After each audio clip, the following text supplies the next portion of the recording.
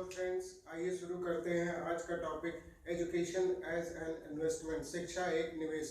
यह एमएड का economics of education का एक टॉपिक है। आज हम जानेंगे कि शिक्षा किस प्रकार एक निवेश है और शिक्षा किस प्रकार एक निवेश नहीं कही जा सकती है।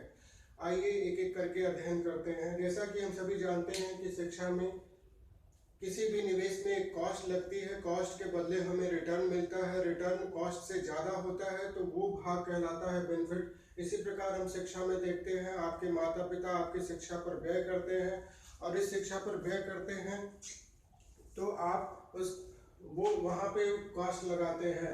फिर दूसरा हम देखते हैं, आप जब शिक्षित हो जाते हैं आपको जॉब मिलती है तो जॉब एक तरह से इकोनॉमिक रिटर्न है, ठीक है। और फिर जाहिर सी बात है, जब आपको कॉस्ट जो लगाई गई है रिटर्न उससे ज़्यादा ही मिलेगा। आप केवल सैलरी ही कैलकुलेट कर लोगे तो भी इकोनॉमिक रिटर्न्स को ही देखोगे तो भी आपको कॉस्ट से ज़्यादा आपको रिटर्न मिलता है, वो हिस्सा कहलाता है बेनिफिट।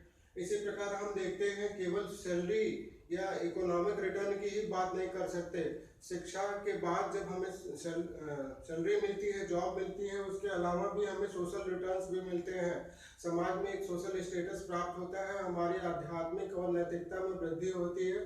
तो ये सब कहलाते हैं बाई प्रोडक्ट्स। बाई प्रोडक्ट्स का मतलब है कि जैसे हम बिस्किट बनाने के फैक्ट्री में बिस्किट भी बना रहे हैं और उसके बाद जो कुछ बच रहा है तो उसे हम पशुओं के लिए दे रहे हैं या कुछ और चीज़ बना दे रहे हैं, उसे ब्रेड की फैक्ट्री में दे रहे हैं, तो वो दूसरा वाला पार्ट हो जाएगा बाई प्रोडक्ट। तो इसी प्रकार हम देखते हैं कॉस्ट लगाने के बाद हमें सैलरी तो मिलती है, इकोनॉमिक स्टेटस, इकोनॉमिक रिटर्न तो मिलता है, लेकिन social return, moral return, spiritual return, कई सारे और रिटर्न मिलते हैं, वो बाई प्रोडक्ट्स कहलाते हैं। अब हम देखते हैं गुणित प्रतिफल, इंग्लिश में बोले तो मल्टीप्लाइड इफेक्ट्स। मल्टीप्लाइड इफेक्ट्स और में आप क्या करोगे, इन्वेस्ट करोगे तो मल्टीप्लाइड आपको वो प्रतिफल नहीं मिलेंगे, रिटर्न्स नहीं मिलेंगे। परंतु अगर एक व्यक्ति शिक्षित होता है तो वो आगे 10 को शिक्षित करता है। तो इस प्रकार भी शिक्षा हम देखते हैं निवेश के नियमों का पालन करती है। टाइम स्पेन ये होता है, आप कहीं जमीन में पैसा लगा रहे हो और वो फिर 10 साल बाद दोगुना हो जा रहा है, तो एक टाइम स्पेन के बाद ही आपका जो कॉस्ट है वो डबल या ट्रिपल या जो कुछ भी हो जा रहा है वो ज़्यादा हो जा रहा है, रिटर्न आपको ज़्यादा मिल रहा है, तो टाइम स्पेन होता है। इस प्रकार हम देखते हैं कि शिक्षा में कॉस्ट भी लगती है, रिटर्न भी मिलता है, बेनिफिट भी होता है और उसके बाई प्रोडक्ट्स भी बनते हैं और मल्टीप्लाइड इफेक्ट्स भी होते हैं, मल्टीप्लाइड रिटर्न्स भी मिलते हैं और इस निवेश में एक समय भी लगता है। तो ये सभी चीज़ें निवेश के घटक होते हैं और निवेश के घटकों का पालन जब शिक्षा करती है तो शिक्षा एक निवेश कहलाती है। उम्मीद करते हैं आपको समझ में आया होगा। अब बात करते हैं कि शिक्षा एक निवेश क्यों नहीं कहलाती है। सबसे पहली बात तो हमने कॉस्ट लगाई, हमने पढ़ाई में खर्च किया, लेकिन ये आवश्यक नहीं है, अनसर्टेन है, अनिश्चित है कि आपको रिटर्न मिलेगा ही। हो सकता है आपको जॉब ना मिले, हो सकता है आपको जॉब ना मिले तो इकोनॉमिक रिटर्न्स आपको नहीं मिलेंगे। फिर ये कहा जाता है कि कॉस्ट बेनिफिट रेशियो इनप्रोपोर्शनल है, अनप्रोपोर्शनल है, यानी आपने जितनी कॉस्ट लगाई थी और जो बेनिफिट हुआ वो असमानुपातिक है। कोई व्यक्ति शिक्षा में कम कॉस्ट लगा करके अच्छी पोस्ट पर जाकर के अच्छे स्किल सीख करके ज़्यादा रिटर्न पा जाता है, और कोई व्यक्ति क्या करता है कि ज़्यादा कॉस्ट लगाता है फिर भी उसको रिटर्न कम मिलते हैं। तो ऐसे आधार पर हम कह सकते हैं कि ये निवेश के नियमों का पालन नहीं करता है, इसलिए भी शिक्षा एक निवेश नहीं कहला सकती है। फिर rule of ability is broken, तीसरा वाला पॉइंट है rule of ability is broken.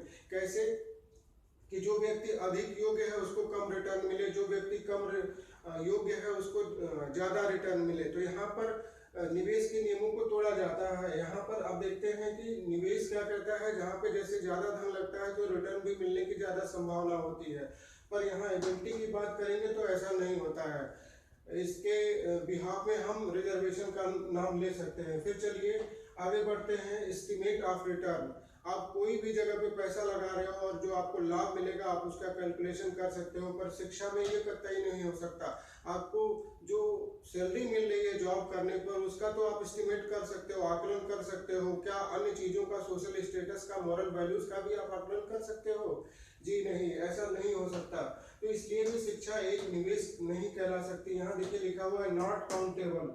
फिर इसके बाद होती है क्वालिटी और मेजरमेंट की बात। शिक्षा क्वालिटी से जुड़ा हुआ है, जबकि अन्य जो इकोनॉमिक इन्वेस्टमेंट होते हैं वो क्वांटिटी से जुड़े होते हैं।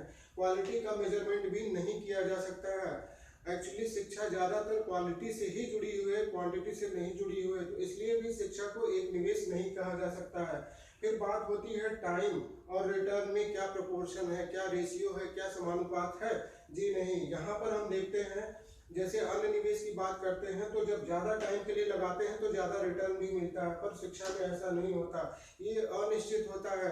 आप पीएचडी करके भी 5-10 हज़ार 20 हज़ार की जॉब कर सकते हो और एक बंदा कम समय में ही दूसरी चीज़ें आपसे ज़्यादा कमा सकता है। तो टाइम और रिटर्न में यहाँ समानुपात नहीं होता है, ये रेशियो अलग होता है। तो इस प्रकार हमने देखा कि शिक्षा एक निवेश नहीं कही जा सकती है और इस प्रकार हमने देखा कि शिक्षा एक निवेश कही जा सकती है। धन्यवाद।